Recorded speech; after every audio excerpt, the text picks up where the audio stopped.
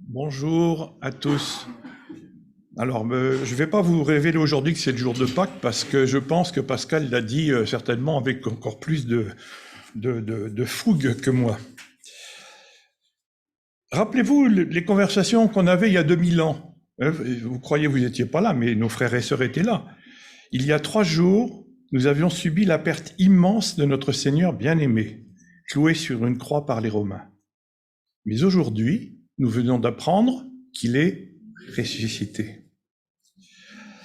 On pourrait dire aussi que, alors que nous vivons dans un monde difficile, ingrat, plein d'injustices et de chagrins divers, tout ça parce que nous nous étions révoltés contre Dieu, mais aujourd'hui, on nous a rendu la possibilité de remettre à nouveau un pied dans ce paradis perdu. Et Pâques, pour moi, ça m'est venu comme ça en préparant ce message. D'une certaine façon, c'est la joie des retrouvailles. On en a parlé tout à l'heure avec certains. Effectivement, c'est la joie des retrouvailles, quelque part. Et ce qui est amusant, c'est que j'avais idée, quand on m'a dit qu'il y avait un message à faire, j'avais idée de parler d'une certaine parabole que vous allez découvrir. Et puis, grâce à Mika, avec tous les changements qu'il y a eu, tout ça, il se trouve que c'est tombé pour moi le jour de Pâques. Je me suis dit, c'est quand même un petit peu curieux. Mais en fait, je pense que ça peut bien coller. Donc, je vais vous raconter une histoire. Je vais commencer par une histoire, puis après on verra. Comme il avait coutume de le faire tous les jours, le père quitta sa demeure pour franchir à pied la colline d'où il pouvait apercevoir la route et les environs sur plusieurs kilomètres. Il espérait toujours voir une silhouette familière se diriger vers lui. Ses pensées étaient toujours les mêmes. Un mélange d'espoir et de regret. Lorsqu'il ne voyait pas ce qu'il espérait voir, il faisait demi-tour et retournait vaquer à ses occupations quotidiennes. Il y avait toujours de quoi s'occuper, mais il y avait un vide laissé par celui qui, bien longtemps auparavant, était parti pour un pays lointain. Le père se rappelait le jour où son fils avait quitté le foyer familial. Le jeune homme voulait sa part d'héritage pour être autonome. La répartition de l'héritage avait posé un problème. Malgré tout, le père lui remit sa part, à contre-cœur, sachant qu'il n'avait pas le choix. C'était la seule façon par laquelle son fils pourrait apprendre la leçon la plus difficile de sa vie. Et pour le père, le regarder s'en aller fut le moment le plus difficile dans sa vie. Car il savait que son fils n'était pas prêt à faire son chemin dans la vie et qu'il allait faire fi de toutes les recommandations et de toute sa sagesse.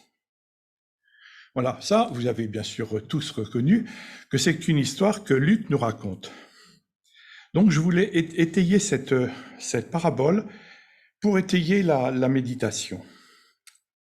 Jésus parle en parabole parce qu'il veut que les gens simples, ceux qui n'ont pas une grande instruction, ce n'est pas les super savants, ce n'est pas les super docteurs de la Torah, ils veulent que ces gens puissent comprendre ce qu'est le royaume du Père, grâce à des analogies, des images qui avaient été prises dans la vie courante, ou en imaginant de petites scènes.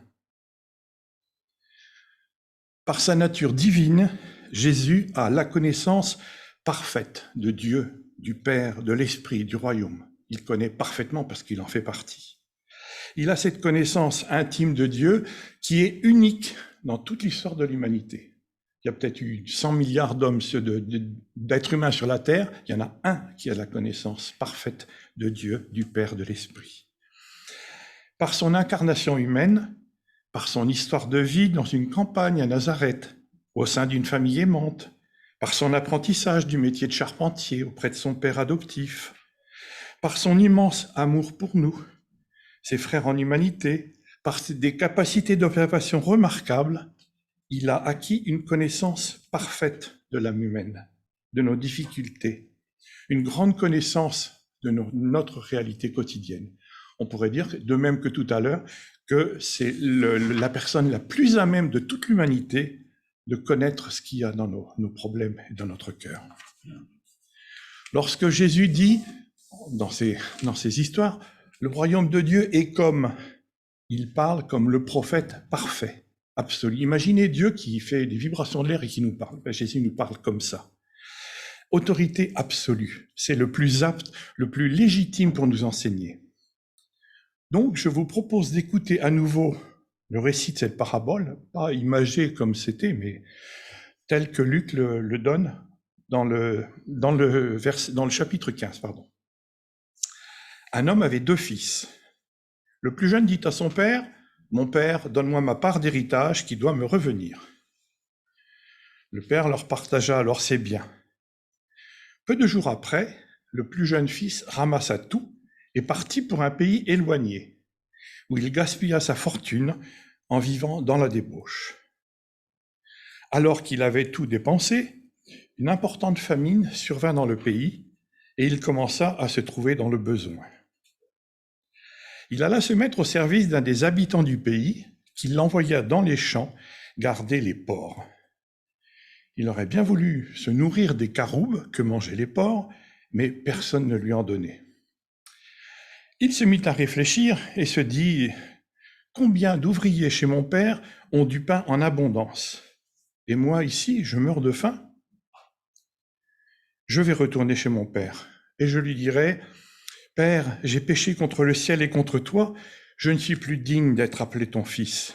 Traite-moi comme l'un de tes ouvriers. » Il se leva et alla vers son père. Alors qu'il était encore loin, son père le vit, fut rempli de compassion. Il courut se jeter à son cou et l'embrassa. Le fils lui dit « Père, j'ai péché contre le ciel et contre toi, je ne suis plus digne d'être appelé ton fils. » Mais le père dit à ses serviteurs « Vite, apportez le plus beau vêtement et passez-le lui. Passez-lui un anneau au doigt et mettez-lui des sandales aux pieds. Amenez le veau que l'on a engraissé et tuons-le. Mangeons et réjouissons-nous, car mon fils que voici était mort et il est revenu à la vie. Il était perdu et il est retrouvé. » Et ils commencèrent à faire la fête. Or, le fils aîné était dans les champs. Lorsqu'il revint et il approcha de la maison, il entendit la musique et les danses. Il appela un de ses serviteurs et lui demanda ce qui se passait. Le serviteur lui dit « Ton frère est de retour et ton père a tué le veau engraissé parce qu'il l'a retrouvé en bonne santé. » Le fils aîné se mit en colère et ne voulut pas entrer. Son père sortit, le suppliait d'entrer, mais il répondit à son père « Voilà tant d'années que je suis à ton service, sans jamais désobéir à tes ordres, et jamais tu m'as donné un chevreau pour que je fasse la fête avec des amis. Mais quand ton fils est arrivé, celui qui a mangé tes biens avec des prostituées, pour lui tu as tué le veau gras, le veau engraissé. » « Mon enfant, dit le père, tu es toujours avec moi, et tout ce que j'ai est à toi. Mais il fallait bien faire la fête et nous réjouir, parce que ton frère que voici était mort, il est revenu à la vie, il était perdu, et il est retrouvé. » Donc on a une histoire, une parabole riche. Il y a des paraboles qui sont simples, celle-là, elle est riche, avec 3 personnages importants.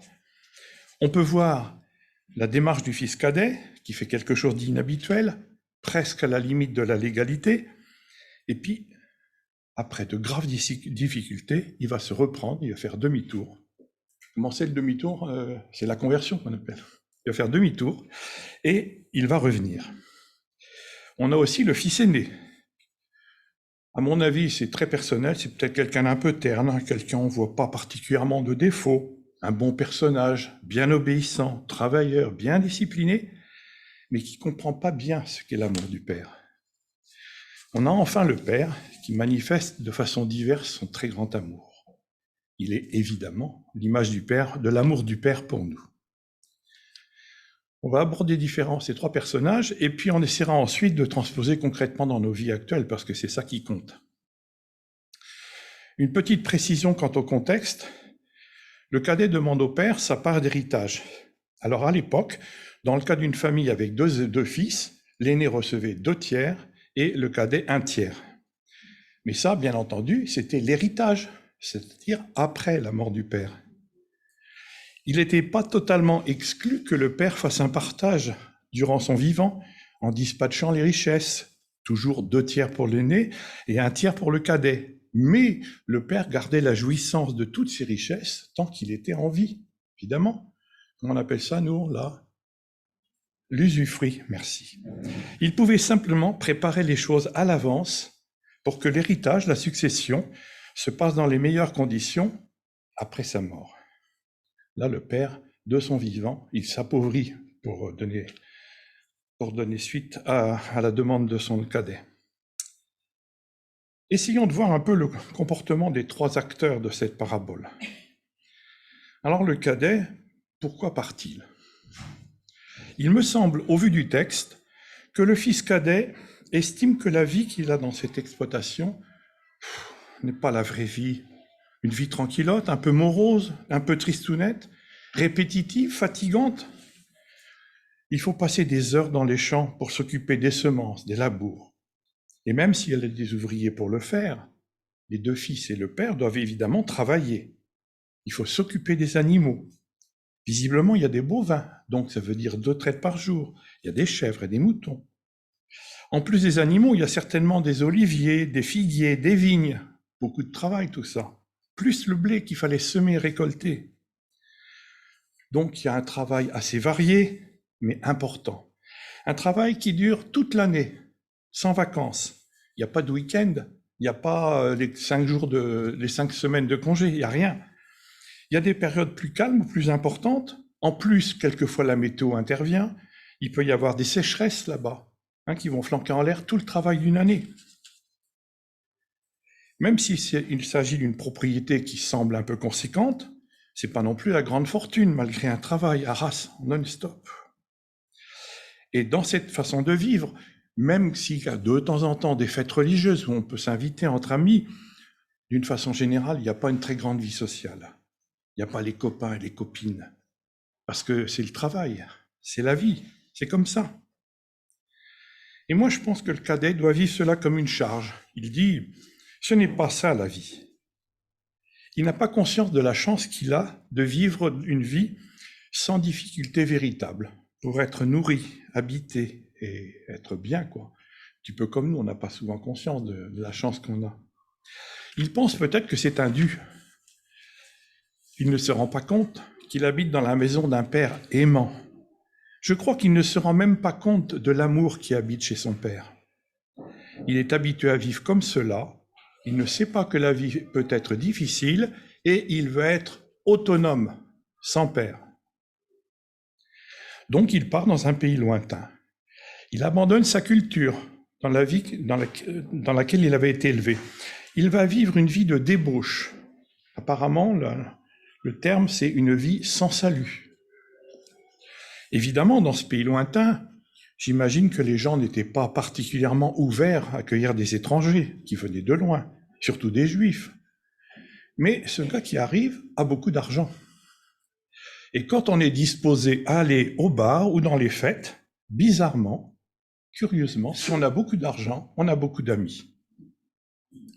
Et puis il est séduit par l'agitation des villes. C'est animé, c'est brillant, il y a du bruit, la fête, la musique. On a l'impression que c'est la vie.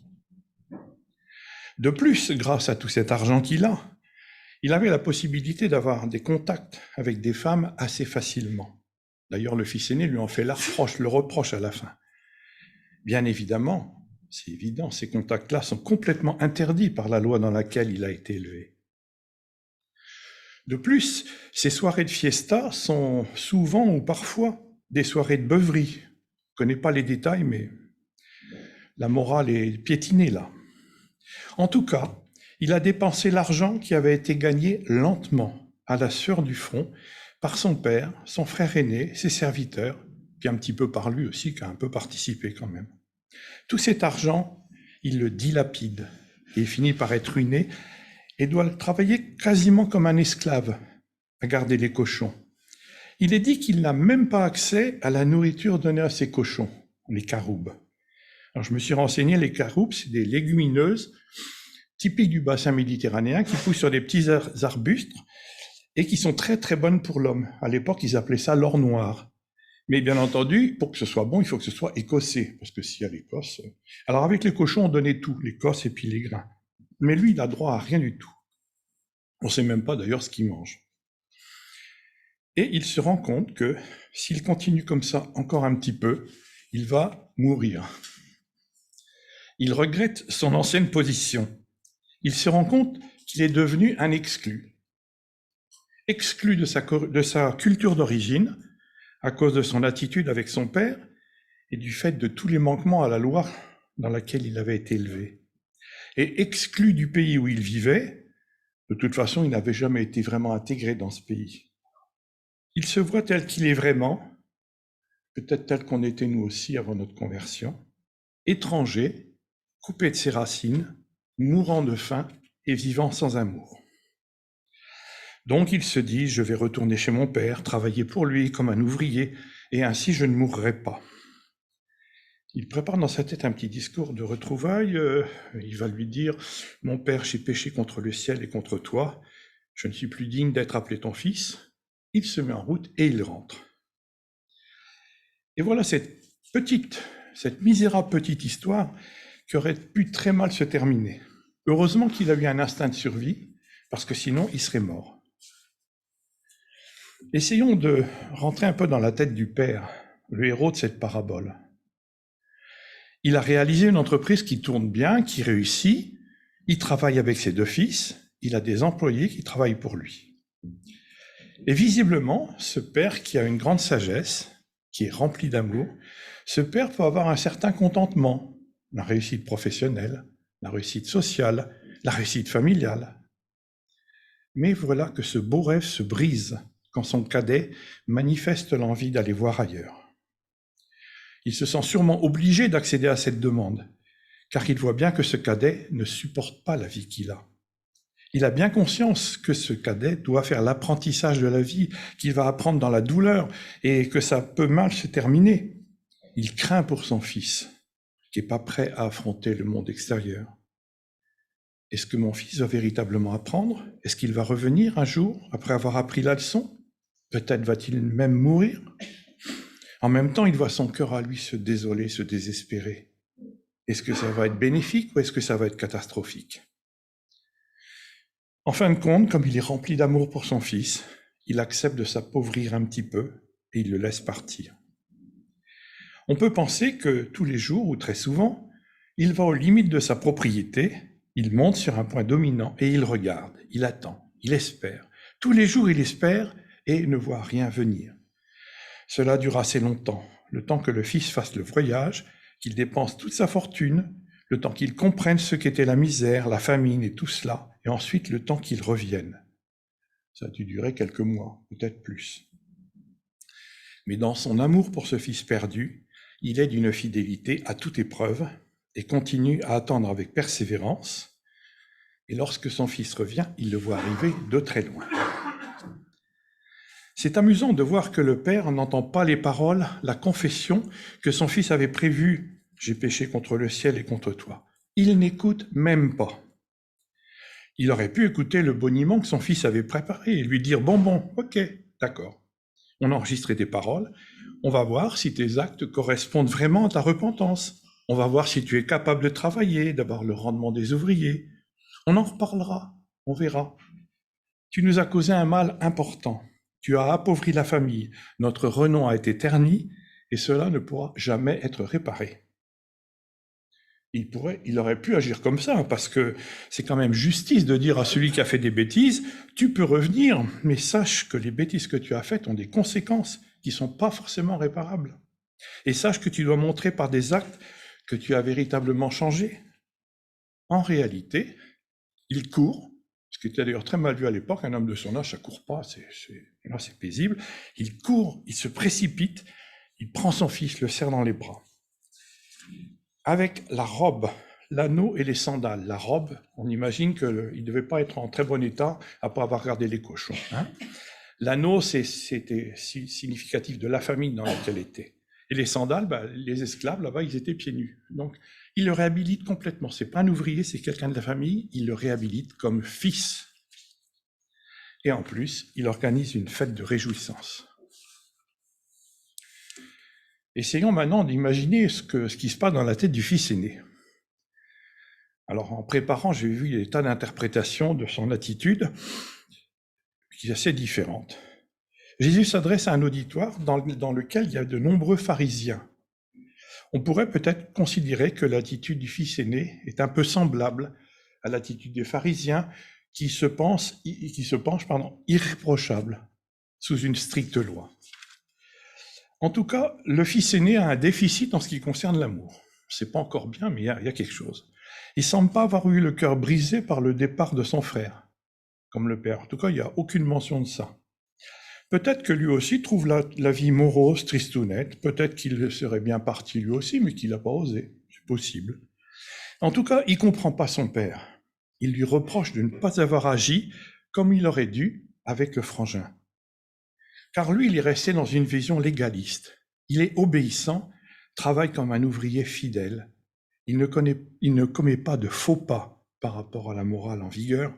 Il est révolté parce que lui n'a pas reçu de son père de manifestation de joie, alors comme son cadet en reçoit aujourd'hui.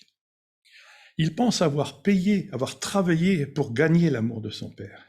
Il ne conçoit pas la gratuité de l'amour. Il a peut-être vécu l'attitude de son père dans les années passées comme de l'indifférence. Il n'a pas ressenti l'amour du père dans les mots, les petits gestes du quotidien. Mais il ne peut pas comprendre l'amour du père pour le galopin qui revient après avoir claqué le tiers de la fortune familiale dans des activités immorales. En fait, je pense qu'il ne comprend pas l'amour tout court.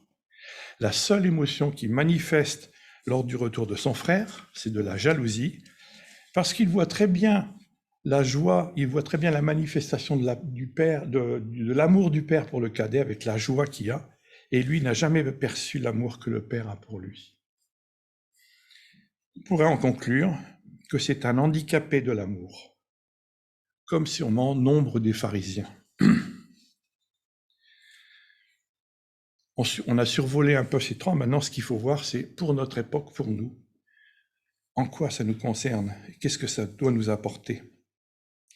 Jésus est là pour annoncer le royaume de Dieu.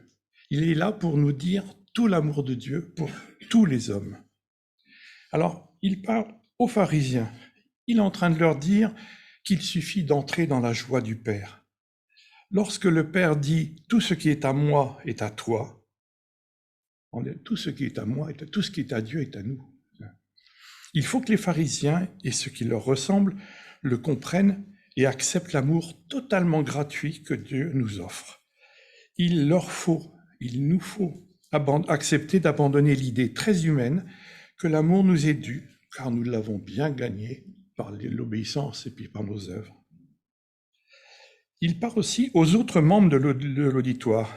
Et dans les autres membres de l'auditoire, je suppose qu'il devait y en avoir un certain nombre, peut-être même beaucoup, qui étaient comme le cadet, qui était parti loin, loin. Et il leur dit, attention, si vous restez là où vous êtes, loin de la maison du Père, vous allez mourir. Faites demi-tour, venez, et vous verrez l'accueil qui va vous être fait. Et troisièmement, il nous parle à nous, les lecteurs de l'an 2022. Comment on peut s'identifier par rapport aux différents protagonistes de la parabole?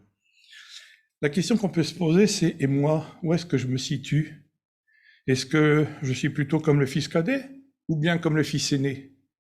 Ou peut-être un petit peu des deux, ou aucun des deux. » Imaginez le fils aîné un peu bloqué, qui ne rentre pas dans la compréhension de l'amour du père, qui vit un peu sa vie comme un fardeau, qui rêve, et puis qu'à un moment donné, il s'en va.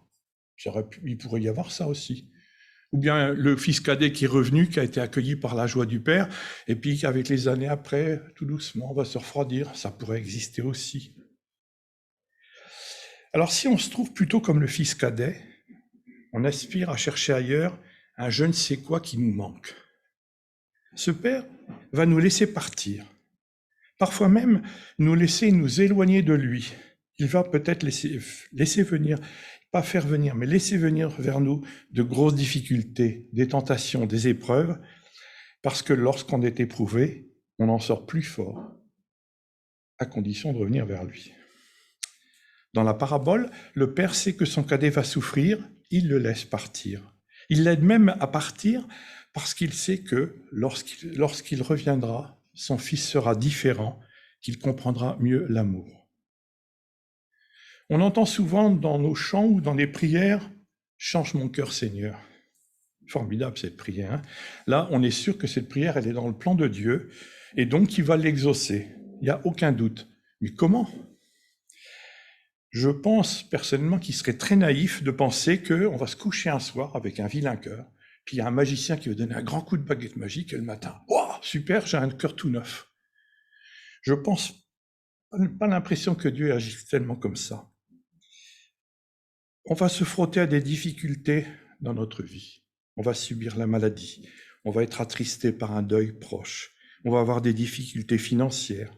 On va souffrir dans son milieu de travail de grosses difficultés avec des collègues.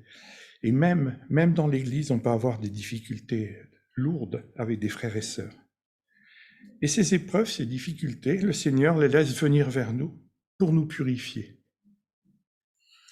Si on se rappelle que pour purifier l'or, on va prendre le minerai et le fondre, c'est-à-dire on va le soumettre à la chaleur. Et la chaleur, ça brûle, ça fait très mal. Et cette chaleur est indispensable pour le minerai parce que c'est la seule façon d'enlever les impuretés. On ne peut pas autrement. Et dans certaines industries, avec d'autres minerais que l'or, pour obtenir un résultat parfait, on va passer plusieurs fois au feu jusqu'à obtenir le lingot parfaitement pur. J'avais aussi un autre exemple, j'ai le temps de le donner. J'avais visité, en étant au lycée, j'avais visité la verrerie de Saint-Gobain, la maison mère, celle qui a fait toutes les glaces de la galerie des glaces. Vous voyez, c'est quand même des pros. Et on avait vu, en sortie d'un four, il y avait un tapis roulant, et puis il y avait un plan de verre qui s'écoulait. Donc c'était rouge à la sortie du four, et puis ça devenait presque transparent.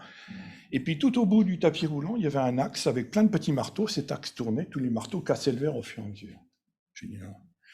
On s'est dit, mais il s'en fout, il fabrique du verre, il le casse. Et l'ingénieur qui nous faisait la visite nous a dit, quand on fait du verre pour les fenêtres, il y a des petits défauts, ça ne se voit pas. Là, on fait du verre pour faire des miroirs. Il faut qu'il soit absolument pur. Donc, ils prennent du verre, ils le cassent en morceaux, ils le refondent, ils le refont une deuxième fois. Et ensuite, là, on a un verre qui est impeccable.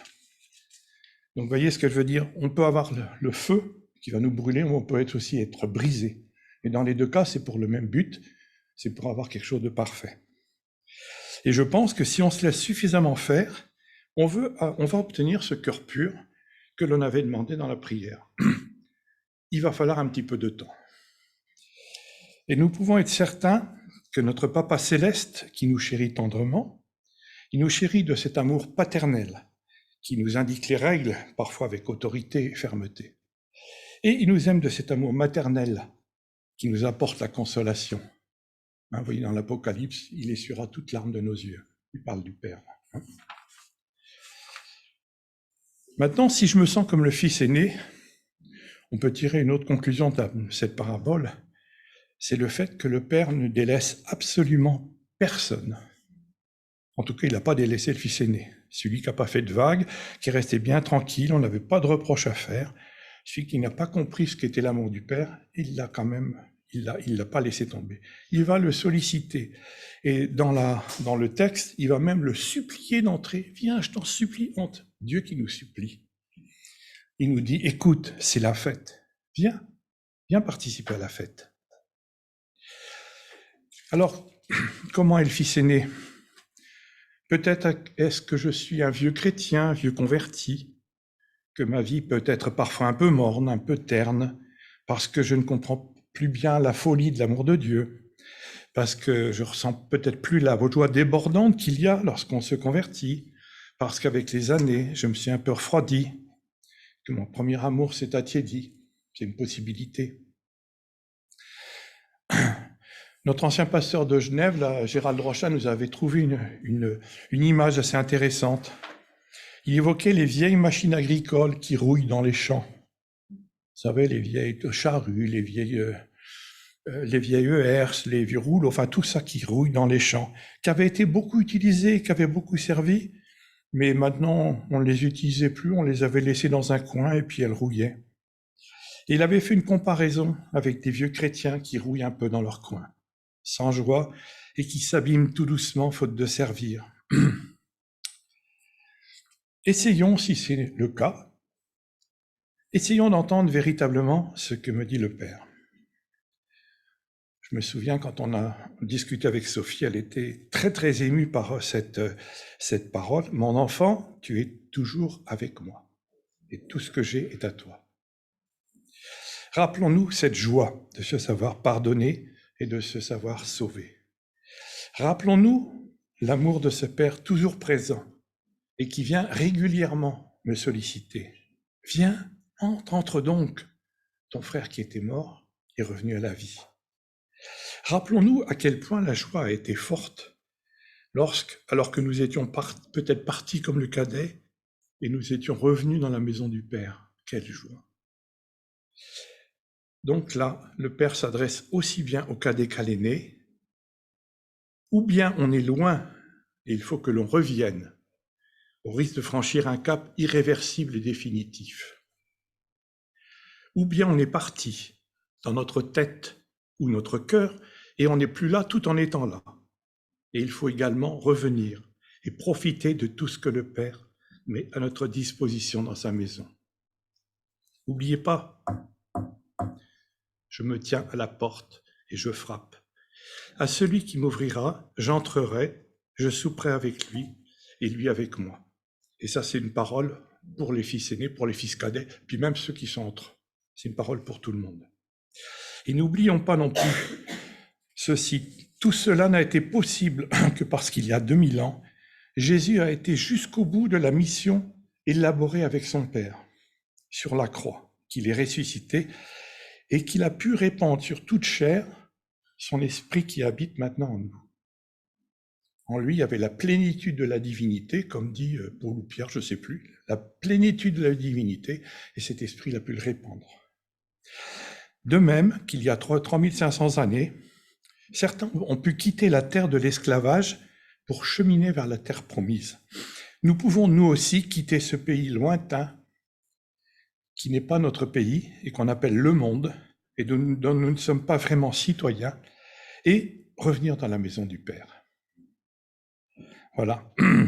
Merci infiniment Seigneur pour cette superbe histoire. Joyeuse Pâques à tous. Et puis on s'est mis d'accord avec Pascal, on va rechanter à toi la gloire au ressuscité.